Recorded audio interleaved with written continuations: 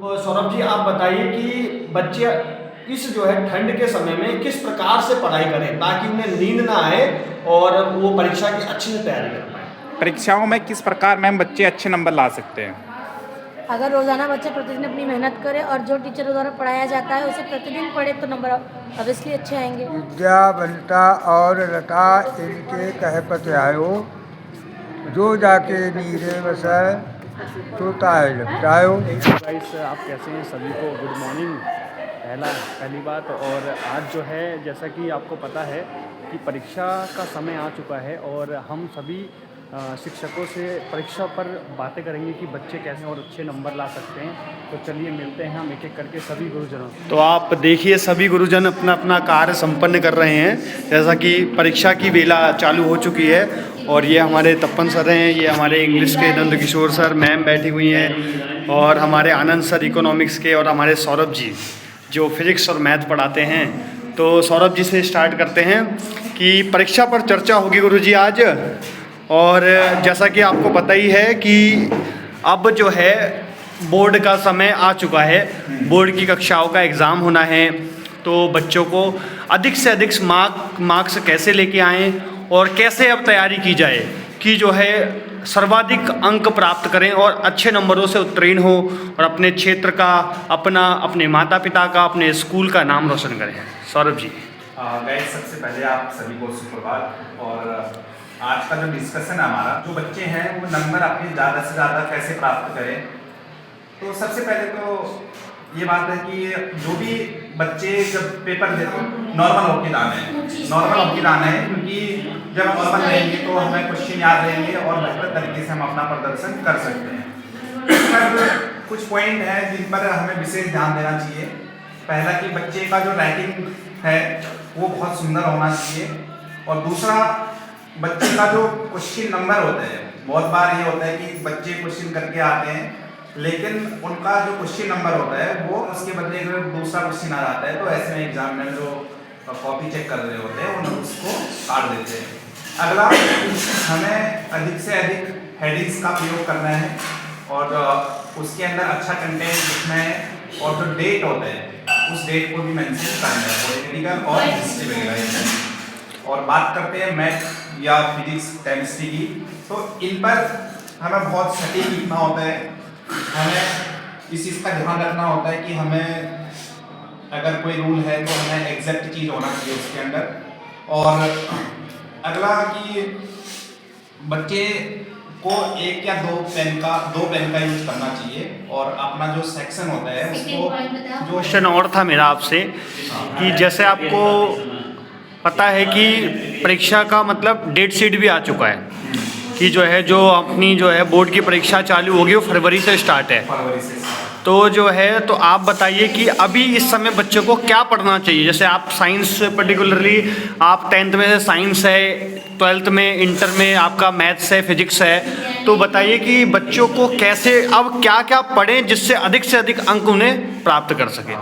इस पर भी मैं बताना चाहूँगा कि जो हमारे पिछले 2-4 साल के जो पेपर होते हैं बच्चों को उनको भी सॉल्व करना चाहिए, जिससे कि अधिकतर क्वेश्चन रिपीट होते हैं और पिछले क्वेश्चनों को बच्चा बढ़िया तरीके से रिपीट करके जाए, बढ़िया करके सॉल्व करके जाए, बच्चे को क्वेश्चन सॉल्व करने में आसानी हो। और मैथ, फिजिक्स, केमिस्ट्री में बच्चा लगातार प्रैक्टिस करते रहे और इनको ढील ना दे, क्योंकि जैसे हम छोड़ते हैं तो चीज़ें हमारे माइंड में उतर जाती हैं और फिर हमें सॉल्व करने पर कोई भी क्वेश्चन का आंसर देने पर दिक्कत होती है। कुछ क्वेश्चन पूछता हूँ सौरभ जी से कि जैसा कि पता है अभी ठंड का समय है, बच्चे क्या करते हैं आज के दिनों में कंबल में बैठ के पढ़ते हैं और पढ़ते पढ़ते सो जाते हैं। तो किस प्रकार से पढ़ाई करें कि जो है हम तक नींद ना पहुंच पाए, क्योंकि यही 45 दिन है जो आपका रिजल्ट जो है, परीक्षा जो है अच्छे से होना है और रिजल्ट अच्छा होना है, इस पे डिपेंड करता है। तो सौरभ जी, आप बताइए कि बच्चे इस जो है ठंड के समय में किस प्रकार से पढ़ाई करें ताकि उन्हें नींद ना आए और वो परीक्षा की अच्छे से तैयारी कर पाए। ये क्वेश्चन बहुत इंपॉर्टेंट है, क्योंकि होता ही है कि जब हम बिस्तर के अंदर जाते हैं तो हमको नींद आनी शुरू हो जाती है। तो ऐसे में अब जो भी हमारे सामने कॉपी किताब खुली हुई है वो खाली खुली की खुली रह जाती है, क्योंकि हम पढ़ नहीं पाते हैं, हमें नींद आनी शुरू हो जाती है। तो मेरा मानना ऐसा है कि अगर हमें नींद से छुटकारा पाना है और हम पढ़ना चाहते हैं तो हमें पहली बात तो बिस्तर को साइड करना है, और दूसरा कि जैसे ही हमको नींद आती है तो पानी का सेवन अधिक से अधिक मात्रा में करना है, पानी पीते रहें। और हो सकता है तो आप चाय या कॉफ़ी इत्यादि चीज़ों का भी प्रयोग कर सकते हैं, जिससे कि आपको नींद ना आए और आपका जो पठन पाठन कार्यक्रम है वो सही तरीके से चल पाए। तो गाइस, जैसा कि पता है आपको कि अभी परीक्षा की वेला जो है स्टार्ट है, तो जैसा कि सबसे जो महत्वपूर्ण टास्क होता है कि एसएसटी जैसे सब्जेक्ट में, सामाजिक विज्ञान में अधिक से अधिक मार्क्स कैसे लाएं 10th वाले, और 12th वाले हो गए, हिस्ट्री हो गया, भूगोल हो गया और आपका इकोनॉमिक्स हो गया, इन सब में अधिक से अधिक मार्क्स कैसे लाएं। तो उनके जो हमारे बीच जो बैठे प्रवक्ता हमारे आनंद सर जी, वो बताएंगे कि कैसे किस प्रकार से मेहनत करें। और इस जो क्षण बाकी है, लगभग 45 दिन के आसपास जो है समय बाकी है परीक्षा में, तो इस समय जो है एसएसटी जैसे सब्जेक्ट में कैसे महारत हासिल करें और 100 में से 100 मार्क्स लेके, मतलब 100% स्कोर कैसे किया जाए। तो आनंद करने जाएंगे हम। तो आनंद जी बताइए। तो गाइस, ये है हमारे आनंद भाई, बताइए आपकी जो कि हमारे जो परीक्षाओं की चर्चा चल रही है, प्रधानमंत्री जी द्वारा भी परीक्षाओं पर चर्चा की जाती है। सबसे पहले तो सुप्रभात। मैं ये कहूँगा कि अगर आप बोर्ड की तैयारी कर रहे हैं, हाई स्कूल और इंटर वाले, खासकर मैं इकोनॉमिक सब्जेक्ट का प्रवक्ता के रूप में कार्यरत हूँ, तो मुझे ये लगता है कि सबसे पहले आपको तैयारी कैसी करनी है। सबसे पहले आप प्रीवियस ईयर पेपर देखें, क्योंकि वो चीज़ें बार बार रिपीट होंगी। और दूसरा देखो एग्ज़ाम पैटर्न, क्योंकि कुछ टाइम से एग्ज़ाम पैटर्न जो है वो चेंज हो रहा है। जैसे कि पहले कॉम्प्रिहेंसिव नहीं आते थे, है नहीं है, अब कॉम्प्रिहेंसिव आ रहा है, उनको कैसे छांटना है, उसका शीर्षक कैसे तैयार करना है, उन चीज़ों में आपको बहुत ज़्यादा प्रिपरेशन करके जाना पड़ेगा। और दूसरी बात यह है कि उसमें जो MCQ टाइप के क्वेश्चन आ रहे हैं, उस क्वेश्चन को हमने बहुत अच्छे तरीके से कैसे तैयार करना है। पहले हमने देखना है कि प्रीवियस ईयर में किस प्रकार के MCQ पूछे गए हैं, और उन 10 नंबर में से 10 अटैम्प्ट कैसे करना है, पार्ट को देखना है, उसको एनालाइज करना है। उसके बाद आप उसके MCQ खुद बनाएं, ताकि आपको पेपर में उसमें सहायता मिले। दूसरी बात मुझे ये लगता है कि प्रीवियस ईयर क्वेश्चन बहुत ज़्यादा इम्पोर्टेंट है। जितना आप प्रीवियस ईयर पेपर करोगे उतना आपके मार्क्स में इंक्रीज होगा। और तीसरी बात ये है कि अगर आप पेपर देने के लिए जाते हो, एग्ज़ाम सेंटर में पहुंचते हो, तो एग्ज़ाम सेंटर में पहुंचते ही सबसे पहले अपने आप को बिल्कुल नॉर्मल करना है। उसके बाद देखना है कि सेक्शन A, B, C, इन 3 सेक्शनों में से एक सेक्शन को स्टार्ट कीजिए। और जब तुम उसको स्टार्ट कर रहे थे, बीच में सेक्शन B, सेक्शन C को बीच में मत लाओ। जो सेक्शन आपको अच्छी तरह आ रहा है, कंप्लीट हो रहा है, उस सेक्शन को सबसे पहले करो। उसके बाद फिर अटेम्प्ट करो सेकेंड, फिर करो थर्ड सेक्शन, और उसके बाद उसको देखो जो क्वेश्चन आपको सबसे बढ़िया तरीके से आ रहा है, सबसे पहले वो क्वेश्चन करो। और जिस क्वेश्चन में डाउट है उसको लास्ट में देख लो। कुछ बच्चों के जैसे कोई क्वेश्चन किया उसने और बच्चे का गलत हो गया, अब बच्चा क्या करता है, उसको कट कर देता है। तो हमें जो कट करने का सही तरीका है, जिससे कि कॉपी चेक करने वाले को भी लगे कि कॉपी की सौंदर्यता पर भी ध्यान रखा गया है, तो उसके लिए बच्चों को क्या करना चाहिए? उसके लिए ये है कि बहुत सारे बच्चों का कटिंग हो जाती है, तो अगर आपका गलत है तो उसको रहने दो, केवल एक रेखा खींच दो, उसके ऊपर लिख दो रफ कार्य, ताकि एग्जामिनर समझ जाएगा कि आपका ये रफ कार्य है। ज़्यादा कट पिट करने से क्या होगा, कॉपी तुम्हारी बिल्कुल एक रद्दी दिखेगी और उससे एग्जामिनर प्रभावित हो सकता है, आपके मार्क्स कट सकते हैं। तो उसके ऊपर से आपको लिखना है रफ कार्य, और एक सिंगल लाइन खींचनी है, ज़्यादा लाइनों का प्रयोग नहीं करना है, नहीं तो कॉपी के दोनों पृष्ठ में जो है फिर धब्बे पड़ जाएंगे और वो एग्जामिनर को प्रभावित कर सकता है। अच्छा, बहुत सारे बच्चों को ये लगता है कि जैसे कि बच्चा लिख के आया और लिखने के बाद उसको जब वो घर में आता है तो नंबर काउंट करता है अपना। जब नंबर काउंट करता है तो उसके ज़्यादा आ रहे होते हैं, लेकिन रिजल्ट निकलता है तो नंबर कम आते हैं। तो इसके पीछे क्या उसकी गलतियाँ रहती है, इस पर भी हम बात करना चाहेंगे। तो मैं जानना चाहूँगा भाई से कि ये होता क्या है कि सबसे पहले तो ओवर कॉन्फिडेंस नहीं होना चाहिए। ओवर कॉन्फिडेंस जो होता है कि बच्चे को कहीं ना कहीं गलती करने में मजबूर कर देता है। ओवर कॉन्फिडेंस ना हो, अपने आप को नॉर्मल रखते हुए क्वेश्चन को जो जिस प्रकार से दिया पूछा गया उसी प्रकार से आप सीरियल वाइज करते रहो। और दूसरी बात, अगर तुम्हें लगता है कि हाँ तुम्हारे नंबर कम आ रहे हैं और तुम्हें और आना चाहिए, या कहीं ना कहीं हो सकता है कि जो कॉपी चेक करने हैं वहाँ से कोई गलतियाँ हुई तो आप रीचेक भी कर सकते हो। इसके लिए भी सरकार ने प्रावधान रखे हुए हैं। अगर आप पूरा कॉन्फिडेंस हो कि हाँ मेरा ज़्यादा मार्क्स आएंगे तो आप कॉपी रीचेक कर सकते हो। और अगला कि मैं जानना चाहूँगा हमारे यहाँ अंकित भाई से कि जो बच्चे की क्या जो लिखने की स्किल होती है वो कितना डिपेंड करता है। जय हिंद सभी भाइयों को। और जो है जैसा कि सर का क्वेश्चन है कि किस प्रकार से हम जो है राइट करें आंसर को, तो मेरा मानना ये है कि अगर हम ज़्यादा से ज़्यादा पॉइंट के रूप में लिखें, पॉइंट के रूप में हेडिंग बना के जो है अच्छे तरीके से लिखें तो मार्क्स अधिकतर आएंगे, ना कि जो है एक सीरियल वाइज से आप उतारे जाएंगे। जो भी आप लिख रहे हैं एक पॉइंट बना के एरो सिंबल करके जो है डिवाइड करके जैसे आप लिखते हैं कि जैसे इंडिकेट किया जाता है, कम शब्दों में अधिक जानकारी देना, इस तरह से लिखा जाए। क्योंकि आजकल का जो समय है वो जो है सटीक आंसर लिखने का है, ना कि लॉन्ग आंसर लिखने का है। तो आप भले छोटा लिखें लेकिन सटीक आंसर जो क्वेश्चन पूछा जा रहा है वही लिखा जाए तो ज़्यादा बेटर है। और अभी जो समय चल रहा है जैसा कि आपको पता है कि लगभग 45 दिन हमारे पास आसपास है परीक्षा स्टार्ट होने में, तो ज़्यादा से ज़्यादा प्रीवियस ईयर क्वेश्चन अधिक से अधिक लगाएं। क्योंकि जैसा देखा जाता है कि लगभग 80% प्रीवियस ईयर से ही उठा के जो है आते हैं। और न्यू पैटर्न पे भी ध्यान दिया जाए। अभी जो क्वेश्चन अभिकथन निष्कर्ष वाले भी आ रहे हैं तो वो क्या है, वो कॉन्सेप्ट के ऊपर डिपेंड करता है। अगर आपका कॉन्सेप्ट क्लियर है तो उस पर आप टिक कर दोगे अच्छे से बिल्कुल, तो वहाँ भी ध्यान देंगे। जो भी पढ़ेंगे कॉन्सेप्ट से बिल्कुल अच्छे से पढ़ाई करते हुए चलेंगे और प्रीवियस ईयर पे ज़्यादा से ज़्यादा फोकस रखते हुए पढ़ाई करेंगे। जितना ज़्यादा प्रीवियस ईयर को समय दिया जाएगा तो मेरा मानना है ऐसा कि मार्क्स अच्छे। छात्रों में भी तो 3 प्रकार के छात्र होंगे। एक ऐसे छात्र जिन्होंने बिल्कुल पढ़ाई नहीं करी है, एक ऐसे छात्र जो मिड के छात्र हैं जो है कुछ आधा पढ़ भी रखा है और कुछ नहीं भी पढ़ा है ऐसे, और एक छात्र वैसे होंगे जिन्होंने सब पढ़ रखा है। तो उनके लिए तो बहुत ही अच्छा है कि वो अब ज़्यादा से ज़्यादा पूरा फोकस अपना जो है प्रीवियस ईयर पे दें। और जिन्होंने नहीं भी पढ़ रखा है, जो तीनों प्रकार के जो कैटेगरी के छात्र हैं, तीनों को जो है प्रीवियस ईयर पे ही फोकस करें। क्योंकि प्रीवियस ईयर पे फोकस किया जाएगा तो लगभग जो है अच्छे मार्क्स सभी के आ जाएंगे।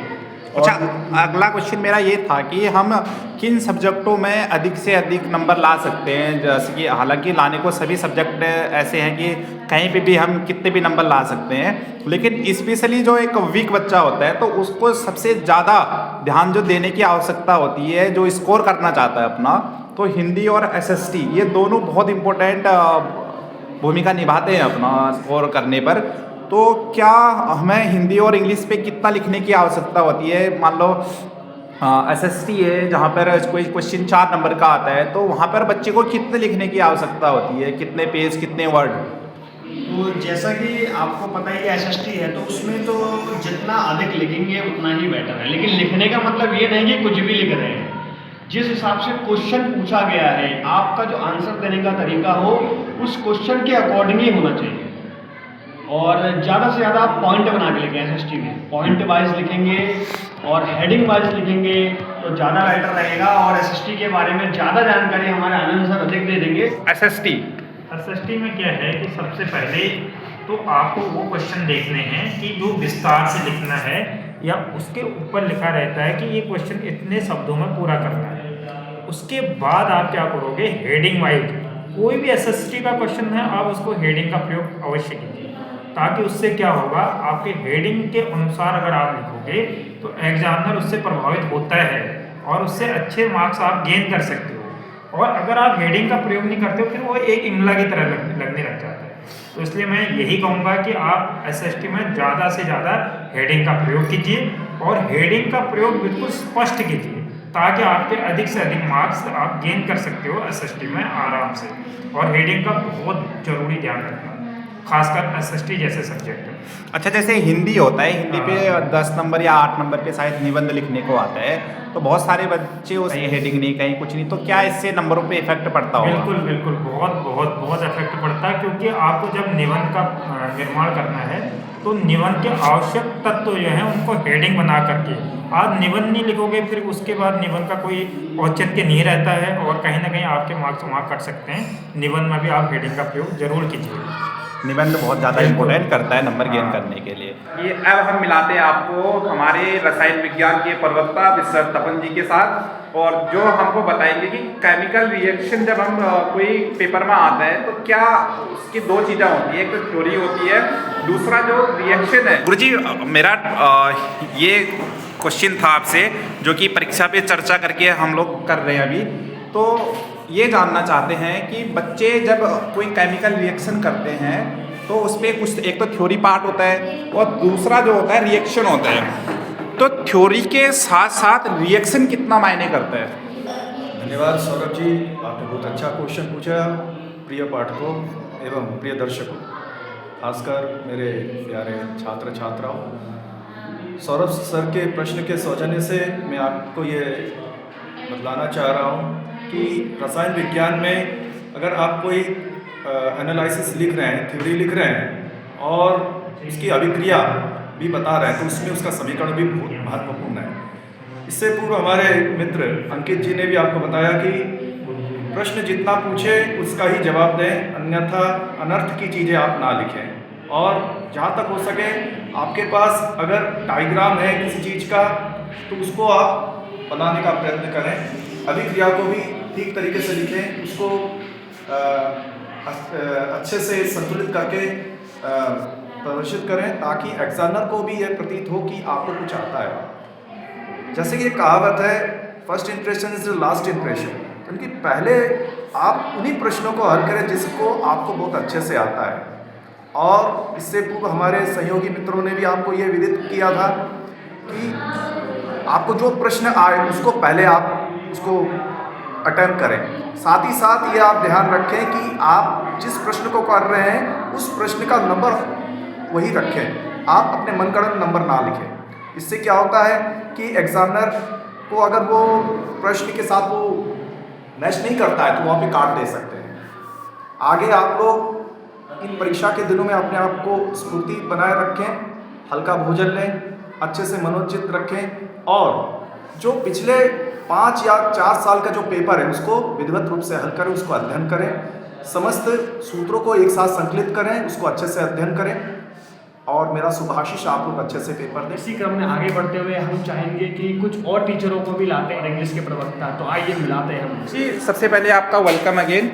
तो हम जानना चाहते हैं कि बच्चे ऐसा क्या करें कि इंग्लिश में बहुत अच्छा प्रदर्शन कर सके, क्या क्या उनके पास टूल्स हैं और कैसे वो स्टडी करें इस टाइम पर, क्योंकि ठंडे का भी समय काफ़ी है। थैंक यू सौरभ सर, जो आपने मुझे बोलने का मौका दिया। कहते हैं प्रैक्टिस इज मेन, अभ्यास बहुत खास बात होती है। तो ये सब विद्यार्थियों को बताया जा चुका है, बच्चे अच्छी तरीके से तैयारी कर रहे हैं कि बच्चों को सबसे पहले लर्न करना चाहिए। कोई भी आंसर उसे लर्न कर रहे हैं तो उसको राइट करके ज़रूर देखना है, ये बहुत ही महत्वपूर्ण बात होती है। फिर बच्चों को रटना अलग चीज़ है। हमें अच्छे से तैयारी के लिए बच्चों को ये होना चाहिए कि जो उन्हें इंग्लिश की बेसिक नॉलेज है वो होनी चाहिए।